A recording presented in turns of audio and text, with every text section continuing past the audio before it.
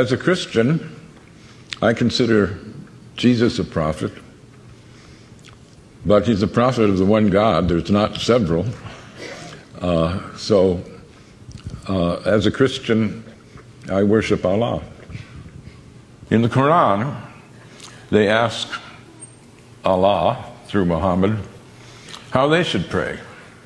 And here's one of many creeds in the Quran. We believe in God and in what was sent down to us and what was sent down to Abraham, Ishmael, Isaac, Jacob, and the 12 tribes, and what was given to Moses, Jesus, and all the prophets by the Lord. We make no distinction between any of them, and we devote ourselves to him in all of them. That's a very inclusive creed. The narrow definers of Judaism sometimes say that the chosen people are the circumcised. And narrow believers in Christianity sometimes say that the chosen people are the baptized.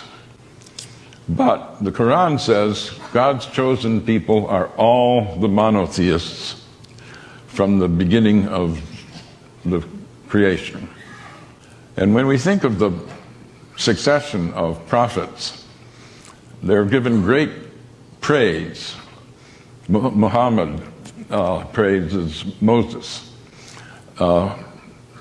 In some ways, the most important prophet before Muhammad, though they're all directly from God, it's Jesus. Jesus is given a bigger accreditation than other prophets. John the Baptist is made a prophet so that he can prophesy Jesus. Mary, his mother, is the only woman named in the Quran. No wife of Muhammad is named. There's no Adam and Eve. There's Adam and spouse. But Mary is not only named, she's made sinless. She conceives Jesus in virgin birth. She is tremendously honored. So one asks, if this is such an inclusive founding document of the religion, what is it that people object to? It's pretty easy to misrepresent Islam because so few have read the Quran. This book I published is a product of my shame. I was embarrassed. After 9/11, I was talking with a group of friends, academic friends, and we were wondering, is this really an Islamic event, the 9/11 attack? And at some point, people asked, well, who here has read the Quran? None of us had. And a friend of mine said, not even you, Gary? I thought you were a student of religion. And I said, yeah, that's the problem.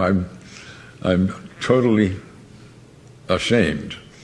And so I went and have been trying to repair that stupidity ever since. But I've tried in a lot of venues to ask how many people have read the Quran.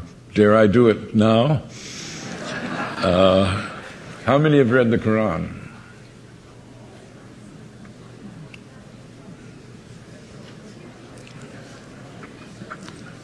A minority, certainly. Well, I don't want to shame you, but I do. I think we should all be ashamed. We're throwing our weight around in a world where almost a quarter of the population are Muslims. And not to know, how can you say the Islamic State is a false construct if you don't know what true Islam is.